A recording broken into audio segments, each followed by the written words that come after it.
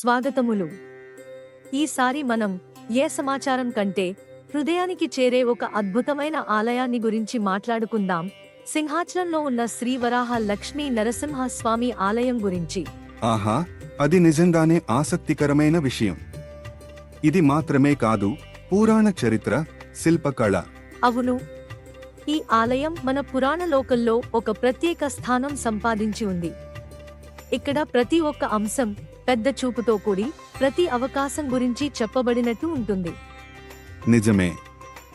ఈ ఆలయంలో అడుగు పెట్టగానే మనకి కష్టాలన్నీ, ఆశ్చర్యకరమైన కథలు, సాంస్కృతిక సంప్రదాయాలు స్పష్టం అవుతాయి.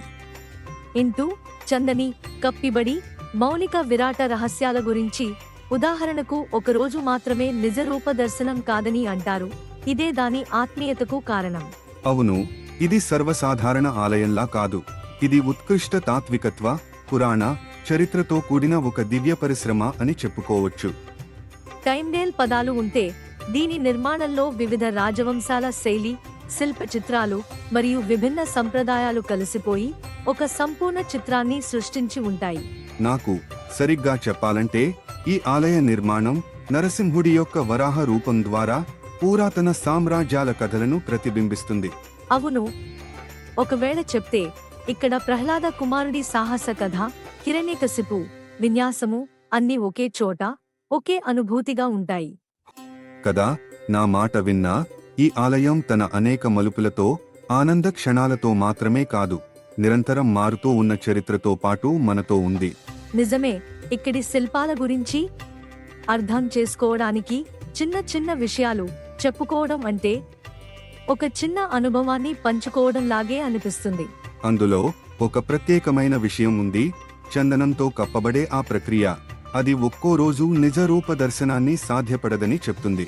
అవును, ఆ దర్శనం కేవలం ఒక రోజే అందుబాటులో ఉంటుందని చెప్పే రహస్యమే. అలానే అది మనకు దైవిక అనుభూతిని నేరుగా స్వామివారికి చేరుటలో సహాయపడుతుంది. ఏం, ఇలా అనుకోవచ్చు కదా, ఇది ఒక రకమైన అనతి నిర్దిష్ట సమయంలో మనకు ఒక ప్రత్యేక సంధి, ఒక క్షణం లాగా ఉంటుంది. అవును, అచ్చారం. అది ఎలా అంటే, ప్రతి అడుగు కదలికలో, ప్రతి కట్టడంలో ఒక పురాణ కథకు మట్టి చేర్పు ఉంటుంది. అదేంటంటే, ఈ ఆలయం యొక్క ప్రతి కోణంలో పురాతన కథలు, సంప్రదాయాలు ప్రక్కన నిలిచినట్లు అనిపిస్తాయి. నిజముగా, నా అభిప్రాయం ప్రకారం ఇది కేవలం ఒక ఆలయం మాత్రమే కాదు, ఇది ఒక సాంస్కృతిక సమాహారం, ఒక చరిత్ర యొక్క సజీవ సాక్ష్యం. సరిగ్గా. కానీ కొన్నిసార్లు ఒక చిన్న పరిస్థితిని తర్జుమా చేస్తున్నట్లే అనిపించవచ్చు. ఉదాహరణకి, కొన్ని శాస్త్రీయ రచయితలు ఈ కట్టడాన్ని ఒక ప్రత్యేక వైఖిలతో మాత్రమే చూస్తారు, కానీ నాకు అనిపిస్తుందని మరింత బహువేధంగా ఉందని. అబ్బా, కాస్త విభిన్న అభిప్రాయం ఉన్నదే, కానీ ఇది చర్చకు మరింత లోతు ఇవ్వడం ఖచ్చితంగా. మరి చెప్పండి, మీరు ఈ ఆలయంలోని శిల్పకళ, ఉపకరణాల గురించి ప్రస్తావించినప్పుడు మీరు ఏ అంశాలపై ఎక్కువగా నొక్కి చూడాలని అనుకుంటున్నారు?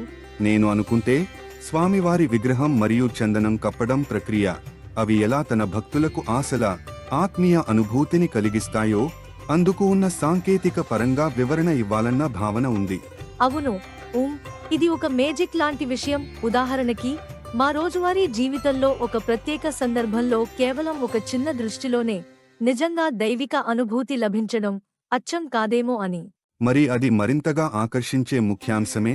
ప్రతిరోజు ఒక్క అవకాశం మాత్రమే. ఇది భక్తుల జీవితంలో ఒక డివైన్ మార్పును తీసుకురాగలదు. నిజమే. ఇక ఇతర వివరాలందా? ప్రతి వందల సంవత్సరాల చరిత్రలో ఈ ఆలయం ఎన్నో మార్పులను, పునర్నిర్మాణాలను చూసింది. అదే దాని ప్రత్యేకత. ఇదే విషయాన్ని అందరికీ చెప్పుకోవాలి.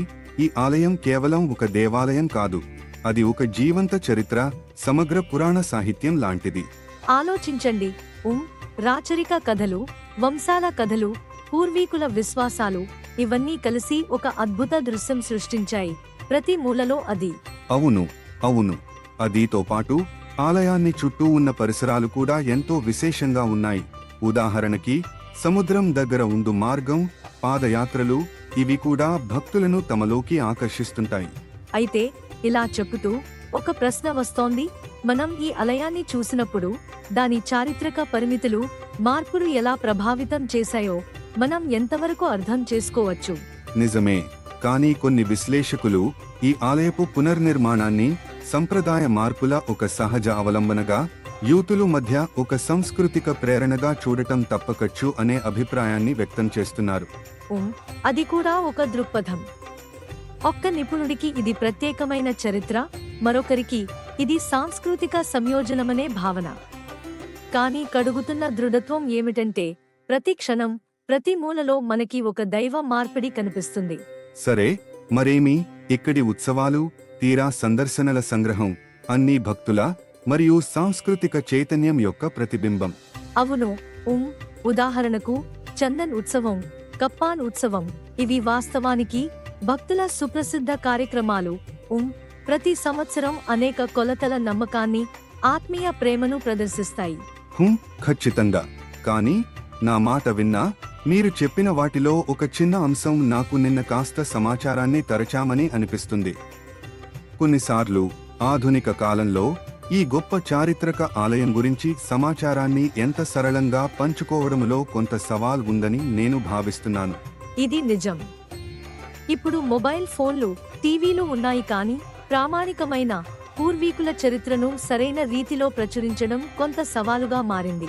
అయితే అదేసారి ఈ ఆలయానికి సంబంధించిన ఉత్సవాలు, పండుగలు మనలో ఆ పురాతన విశ్వాసాన్ని, సాంస్కృతిక పురోగమనాన్ని మెచ్చిస్తాయి. నిజమే. ప్రతి ఒక్క ఉత్సవం, ప్రతి పూజా కార్యక్రమం మనకి ఒక చిన్న చరిత్ర పాఠాన్ని చెప్పేలా ఉంటాయి. ఇది స్వరం, శిల్పాలు, కళలు కలిసి ఒక అనన్య అనుభూతిని సృష్టిస్తాయి. అవును, నిజంగా. మరియు మరొకటి, ఈ ఆలయం కేవలం భక్తుల కోసం మాత్రమే కాకుండా ఒక చారిత్రక, సాంస్కృతిక వారసత్వాన్ని మానవ ముగిలిన సంబంధం ద్వారా వర్గీకరించడంపై కూడా అధికారపూర్వకంగా నిలుస్తుంది. ఖచ్చితంగా. ఇది ఒక చరిత్రగా, ఒక ప్రత్యేక కళారూపంగా మాత్రమే కాకుండా భవిష్యత్తుకి పిలుపుగా నిలుస్తుంది. మరి ఈ చర్చలోని ప్రధాన అంశం ఏమిటంటే, ఈ ఆలయం ఇంతకాలం తమ పాత మహిమ, అద్భుత శిల్పకళతో భక్తులకు ఒక సజీవ సాక్ష్యం. ఖచ్చితంగా.